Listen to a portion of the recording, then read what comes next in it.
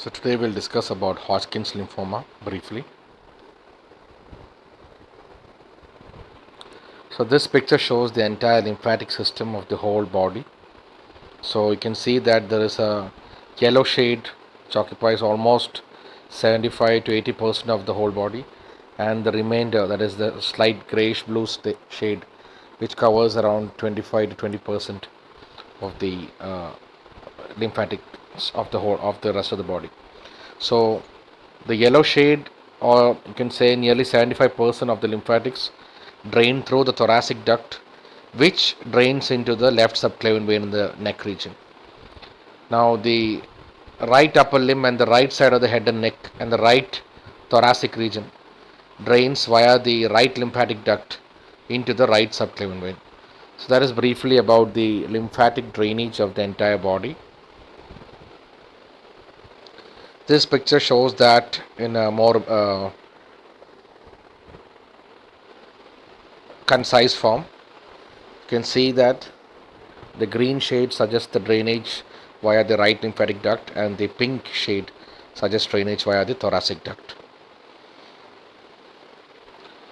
So now about Hodgkin's lymphoma. Hodgkin's lymphoma, or Hodgkin's disease, is a malignant neoplasm of the lymphoreticular system.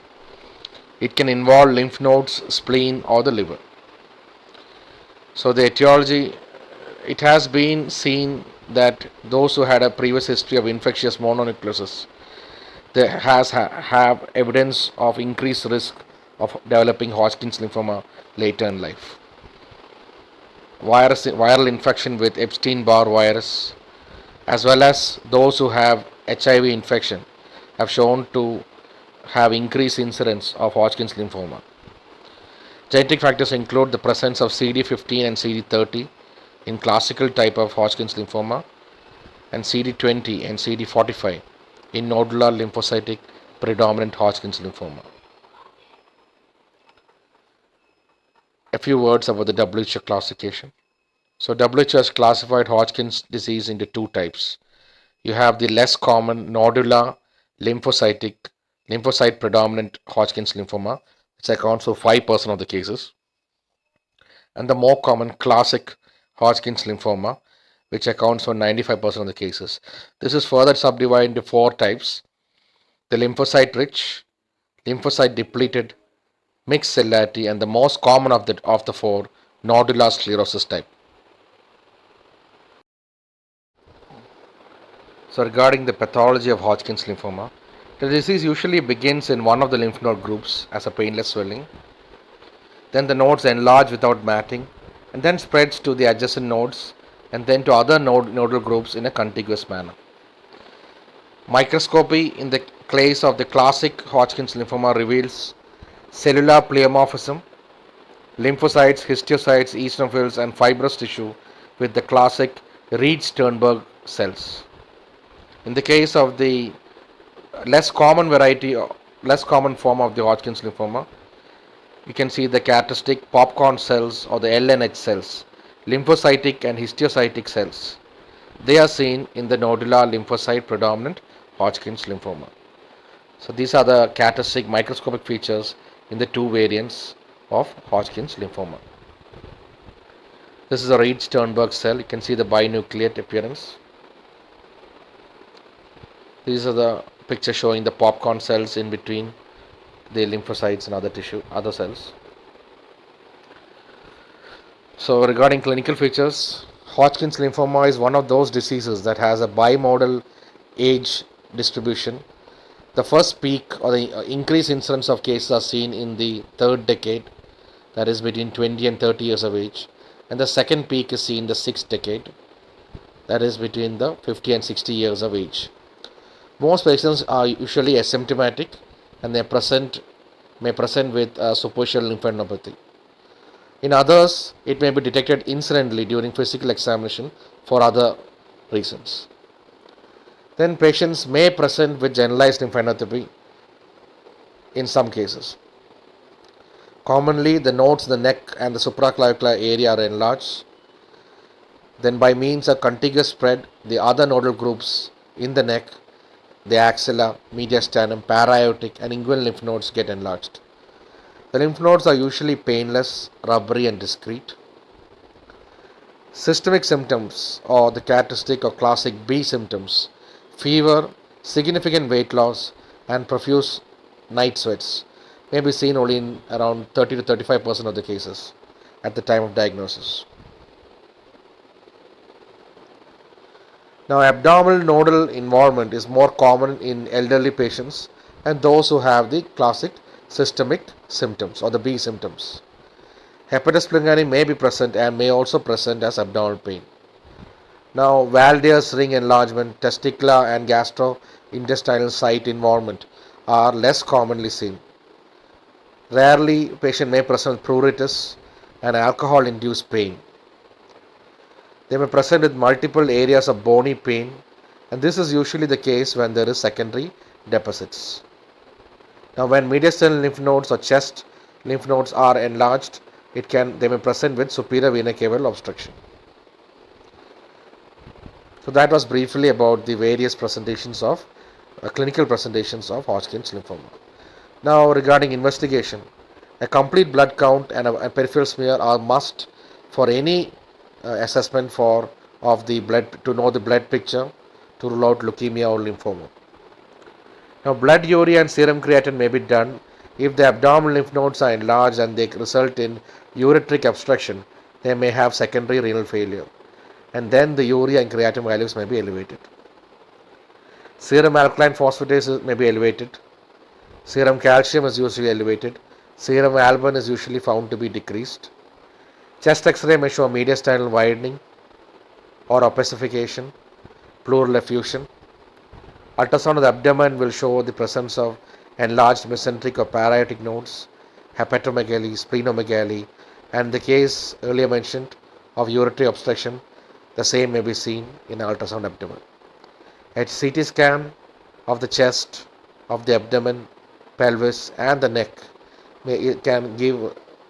is helpful in the staging of the disease. A PET CT scan, if available, is the ideal one to look for involvement of disease in the entire body. Now, for histological diagnosis, FNAC of the lymph node, and if negative or unclear, then a biopsy of the lymph node. The largest lymph node, preferably from the cervical region, is the preferred one and helps in diagnosis.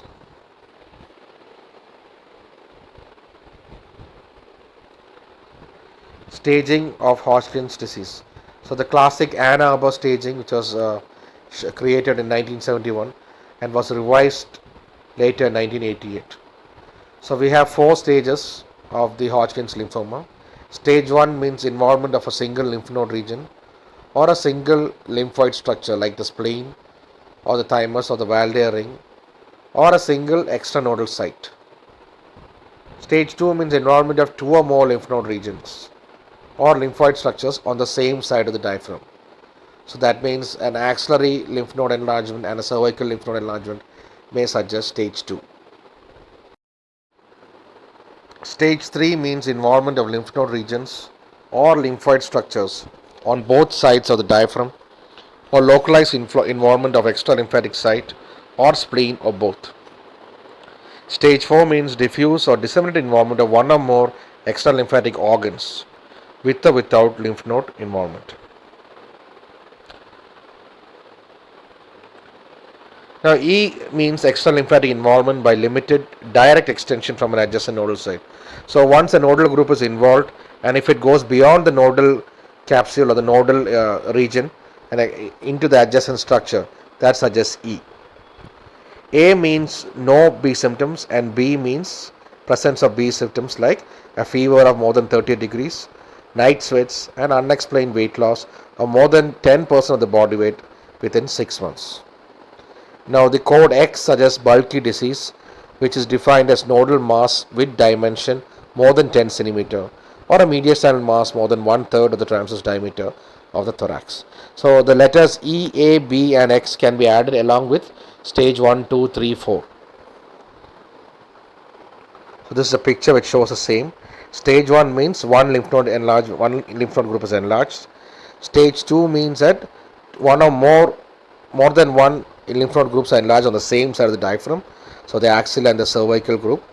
In stage 3, groups of lymph nodes on either side of the diaphragm are involved. So you can see the spleen plus an inguinal group and a cervical or axillary. Now stage 4 means that multiple sites are there with metastasis involving the bones.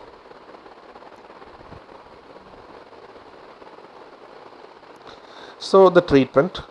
So chemotherapy is the treatment of choice for Hodgkin's lymphoma, and it is followed usually by radiotherapy. So for stage 1 and stage 2 classical Hodgkin's lymphoma, a course of chemotherapy followed by involved feed radiotherapy or IFRT. So 4 to 6 cycles of ABVD. A stands for adriamycin, B for bleomycin, V for vinblastine, and D for dacarbazine. And this is followed by the course of radiotherapy. Stage 3 and stage 4 of classical Hodgkin's lymphoma, again chemotherapy is a standard treatment. You give 6 cycles of ABVD.